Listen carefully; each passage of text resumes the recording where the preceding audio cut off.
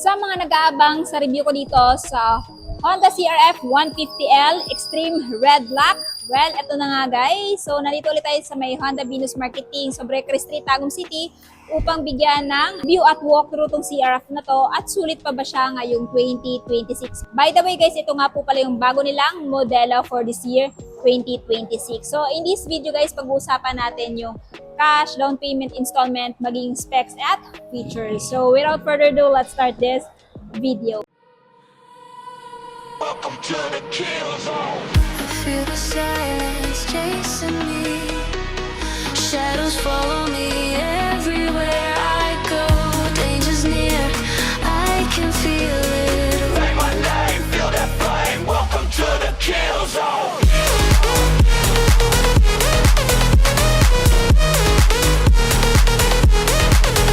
zone. Say my name, feel that flame. Welcome to the kill zone.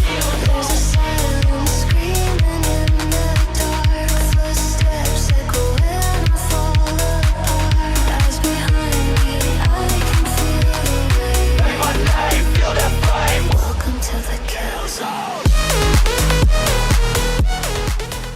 So, ayan, sa mga nagre-request ng review dito kay Honda CRF 150L 2026 Model Black. So, ayan guys, pinuntahan nga natin to dito sa may Honda Venus Marketing kasi meron silang available na unit nito. So, ayan, before muna natin ikutan to, dito na muna tayo sa kanyang technical specification. Of course, this, ayan, CRF 150L is powered by 149cc, 4-stroke, 2-valve, single overhead cam, at air-cooled. At pagdating naman sa kanyang compression ratio, meron siyang compression ratio na 9.5:1 at may lakas na 9.13 kilowatts at 8,000 RPM and max torque of 11.94 Newton meter at 6,500 RPM. So, eto na nga guys, yung entry level na pang off-road na motor ni Honda. So, pagdating sa kanyang kulay, syempre gustong-gusto ko yung black kasi hindi dumihin. At the same time, kumpara dun sa dating decals, mas upgraded na yung decals niya. Kasi pagdating dito sa kanya pangalan na 150L CRF vertical na kasi dito dati yung nakalagay yung decals niya. Pero this time, dito na sa front. Then kung mapapansin nyo guys, parang binago na din yung side fairings niya dito. Ayan. Plain dito nakamatas, may mga honeycomb na design. Tapos napakaganda din ng color combo which is red, blue, at white. No? Napaka-astig. Then dito naman sa kanyang headlight, ganun pa rin naman. Same pa rin ng dati, halogen, third signal halogen. Hindi pa rin binago yung suspension which is advantage kung naka-inverted. Goods na hindi tinanggal. At syempre this one guys is naka-single disc pa rin. Pero naka-dual patch siya. And then kung, pagdating sa tire, IRC pa rin yung brand. Tapos this one guys ay may tire size na 2.75 by 21. Ayan. So perfect na perfect to guys pang off-road, no? Entry level pang off-road na motor. And then, ito po yung kanyang cambia. So, pagdating sa cambia, 5-speed manual transmission at yung foot peg ng angkas. Good thing guys na kapag na-fold siya, nakatago na siya sa side fairings. Para sa ganun, malinis tingnan. Yan. So, ito yung kanyang dashboard. Digital siya guys, kaya ng kay XRM. So, kung mapapansin nyo, merong isang button dito. Ang change siya ng, ayan, trip 1, trip 2. Ito yung purpose ng button dito. Tapos, kung mapapansin nyo, pagdating naman sa handlebar, ganun pa rin, naka-naked pa rin. Ito yung kanyang high beam, low beam. Tapos yung horn, turn signal switch. Tapos yung mga levers niya. Clutch lever, ganun pa rin, brake lever, silver. Tapos ito yung kill switch off, activated electric start. And then ito yung kanyang fuel tank guys.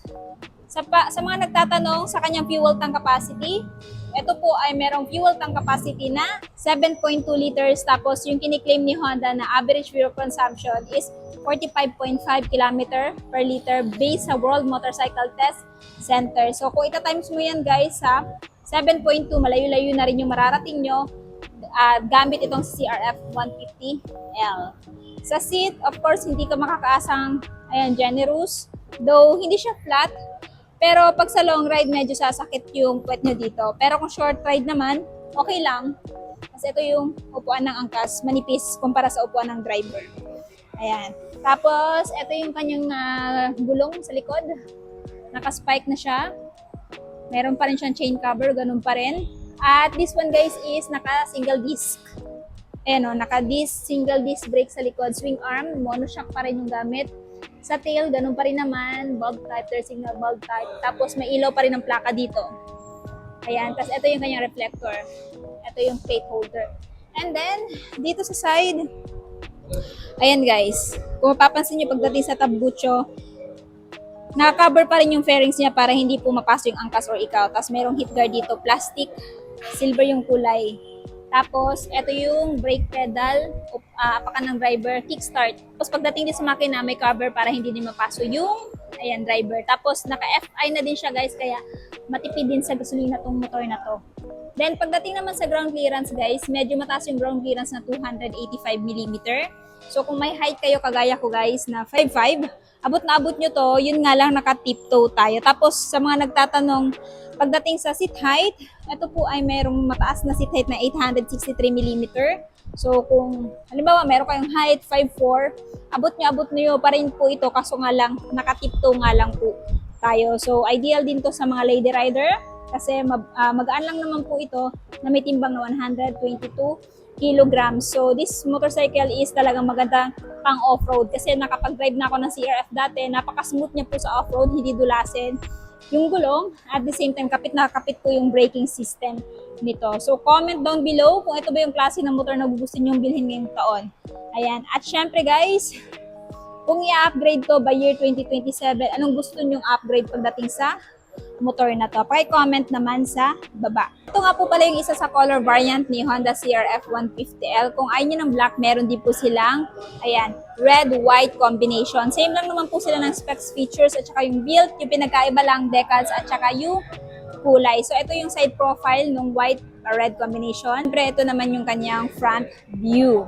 O, diba? Alin sa dalawang kulay na napakita ko sa video nito guys, yung natitipuhan yung bilhin. Paki-comment naman sa baba. At syempre, kung interested kayo kay Honda CRF 150L guys, presyo niya po ngayon ay spot cash is 147,900. Pero kung gusto nyo ng hulugan, down payment is 11,388. Tapos monthly sa 3 years ay 6,993. Pero kung ayaw nyo naman guys ng 3 years, meron kayong mapagpipilian na bracket dyan. 6 months up to 36 months. At syempre, may rebates na 200. Same lang po sila ng presyo nitong white-red combination. At syempre, nung black. Ayan. So, kung interested kayo guys, of course, punta lang kayo dito sa may Honda Venus Marketing sa Brecar Street, Tagum City. Kaya na nga guys, natapos na nga natin ikutan si Honda CRF 150L. Ano yung masasabi nyo sa motor na to? Sulit ba siya sa presyo niya? At ano yung katangian nito kung bakit ito yung i-consider bilhin ngayong taon? Paki-comment naman sa baba. At syempre, kung interested kayo dito guys, ito ay available sa Honda Venus Marketing sa Brecar Street, Tagum City. Ayan. And sa mga hindi pa din nakapag-follow at subscribe, please do follow and subscribe para mas makapanood kayo ng video na gaya nito dito sa YouTube, Instagram, TikTok, at Facebook page na Langga Gale. So yun guys, hanggang dito na muna tayo. Ride safe and peace out!